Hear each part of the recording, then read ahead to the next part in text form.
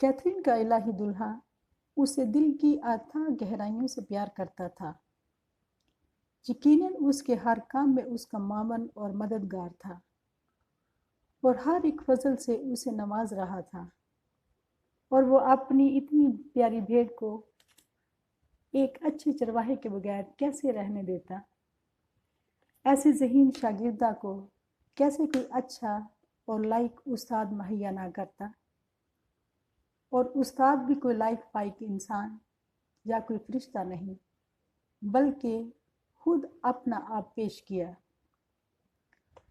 बकौल कैथरीन, एक रोज़ वो अपने खलवत खाना में दुआ में मसरूफ़ थी कि वो मोहब्बत का देवता, मेरा दुल्हा, मेरा निजात दहिंदा और खुदावंद यसुम से खुद मेरी मुलाकात को आए और मुझे मेरी रूह की परवरिश और तरक्की के लिए दरकार भेदों से आगाह किया।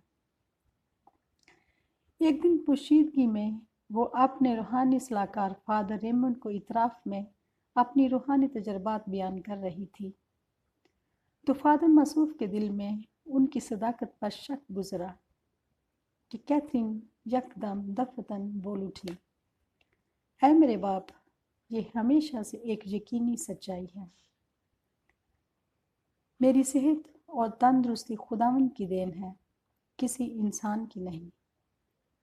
वो मेरा उस्ताद और मेरी रूह का बेशकीमत दुल्हा है।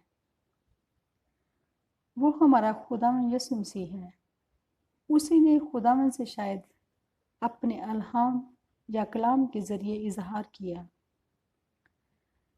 वो मेरे साथ बिल्कुल इसी तरह बातचीत करता है जिस तरह आप और मैं हम कलाम हैं। वो बड़ी रवानी से मुसलसल बोले जा रही थी। उसने बताया कि शुरू में रोया को वो महज तसव्वुरात ख्याल करती, मगर बाज़ औक़ात वो उन्हें हकीकतन जिस्मानी तौर पर महसूस करती। उसे यीशु की आवाज़ वाज़ेह तौर पर सुनाई देती, जो उसी से हम कलाम था। उसे शक गुजरा कि कहीं ये दुश्मन की कोई शैतानी चाल ना हो, क्योंकि शैतान भी तो फरिश्ते का रूप धार सकता है। कैथरीन का ये खौफ व डर खुदावंद को पसंद आया और उसे ताकीद करते हुए फरमाया कि जो शख्स खुद शनास हो, जिसकी अंदरूनी आंखें खुल जाएं, तो उसे हमेशा डरना चाहिए,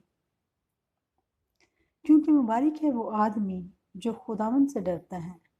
इमसाल 28 बाब 14 आयत। क्या तुम चाहती हो कि मैं तुम्हें अपनी रोया और दुश्मन की रोया में फ़र्क समझाऊं? कैथरीन खुशी से मसरूर हो गई और यकीनन उसने हाँ में जवाब दिया। तो खुदावंद ने फरमाया कि बहुत आसान है कि वो उसकी रूह को किसी अंदरूनी तहरीक के ज़रिए रोज़ रोशन की तरह मुनव्वर कर दें कि वो एक रोया से दूसरी रोया में फ़र्क समझ सके। मगर वो कैथरीन को मुकद्दसीन और आबा-ओ-अजदाद के तरीके सिखाना चाहते हैं। मेरी तरफ से रोया का आगाज़ खौफ से होता है, लेकिन अंजाम हयात नौ से। ये कड़वाहट से शुरू होती है और आहिस्ता आहिस्ता शीरी मिठास में तब्दील हो जाती है। इसके बरक्स अबलीस की रोया शुरू में बहुत लुत्फ़ अंदोज़ और पुरकशिश होती है, मगर रूह में एक दुख और तबीयत में मतलापन महसूस होती है, क्योंकि ये हमेशा तकब्बुर और मगरूरी के दलदल की तरफ खींच ले जाती है। और ये एक कामिल सच है, लेकिन मेरे रास्ते अबलीस के रास्तों से मुख्तलिफ हैं। कफ़ारों और रियासतों का रास्ता इब्तिदा में बड़ा कठिन मालूम होता है, लेकिन जैसे जैसे रूह उसमें तरक्की पाती जाती है, तो यही रास्ता नहायत आसान और शीरीं हो जाता है।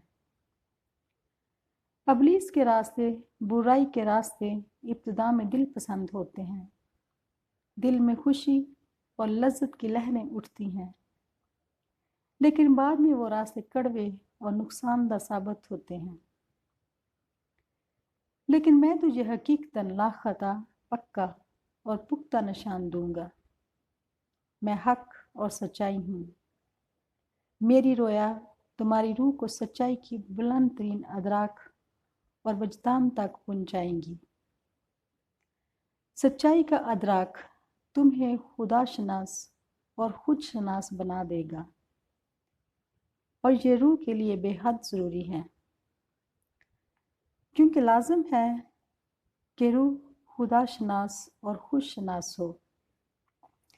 लेकिन अगर वो मुझे जानेगी तो ही अपने हकीरपन और नेस्ती को जान सकेगी, और अपने आप को रद्द करके मुझे इज़्ज़त बख्शेगी।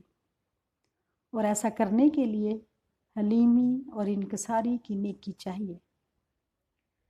मेरी रोया उसे हलीम और आजज बनाएंगी, ताकि वो अपनी नेस्ती को पहचान सके।